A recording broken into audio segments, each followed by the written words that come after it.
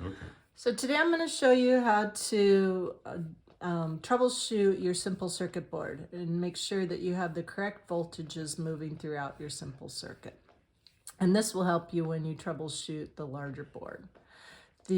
What you want to do when you're troubleshooting is to check every single component and isolate where the problem is going to be. So the first thing we need to do is to get our multimeter out. We're going to turn it on to DC voltage. That's the one with the two lines underneath. And then we're going to set our leads up into there so we can go ahead and put the black in the COM and the red lead over into the voltage. Now the first step is to check our battery. Make sure we have a good power source. So I'm going to go ahead and put the leads on here. And we have it registering negative 9.49 volts. If you wanted to register it positive, you can just turn it around the other way. And it's 9.5 volts or 49 volts. So we have a good battery.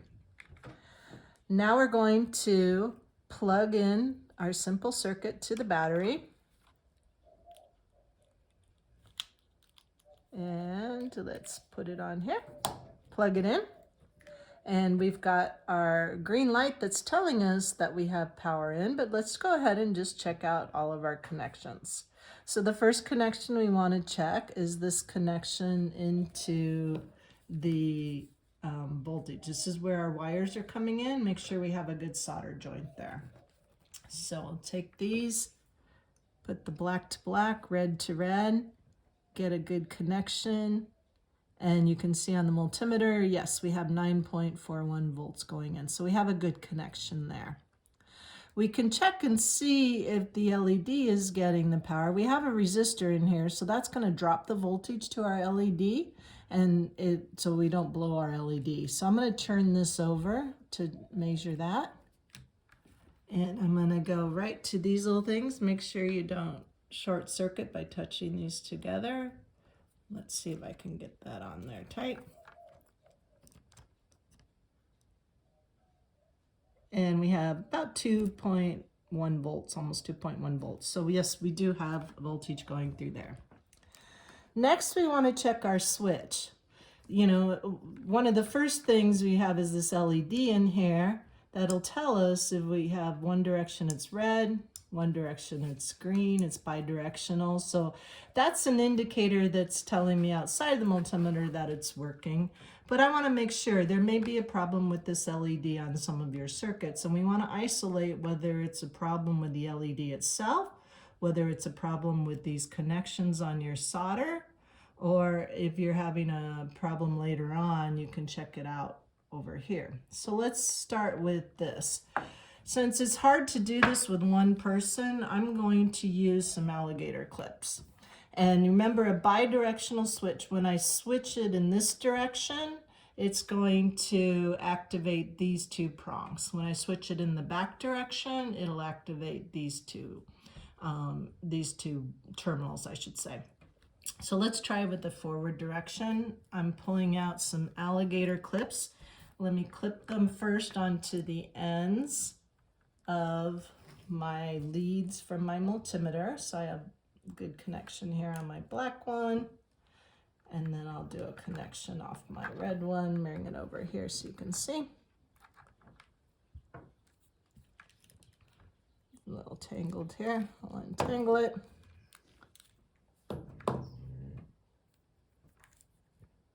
And do my red one. And there we go. So now I have my leads. I don't want to cross them. I'll just leave them out of the way here. Move them over here. And now I'm going to attach it to the back of here. So we'll try let's do it in the direction of the power light right first. So what I want to do there is connect the red to the red and connect the black to the black. Make sure we don't short circuit it by connecting them together since there's power going into here. So do your best to get the leads on there. Oops, there we go. And now I'm going to move my switch in the forward direction. Can you see it over there? And the light goes red. And now you can see on the multimeter, I have 9 volts going in there. So I know I have a good connection in that way. Now I'm going to move the leads to the other terminals. Put black over here.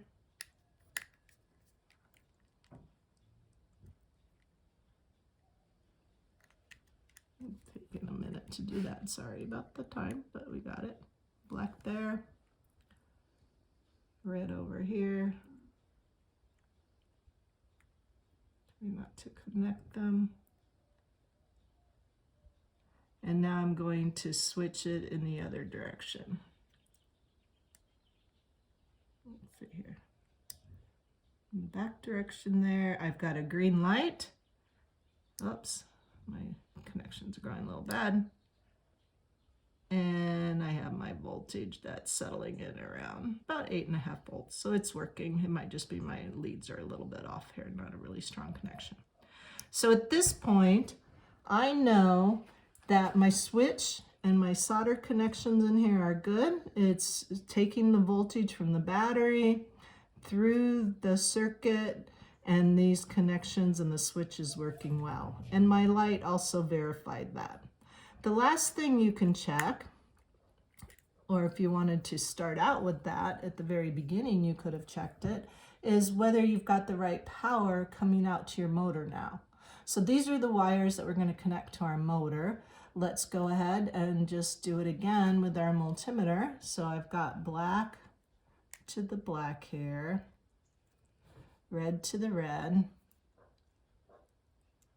And right now it's not showing, it's just showing millivolts in here. So there's not really any voltage because we need to activate our switch to make sure we have the power going through there.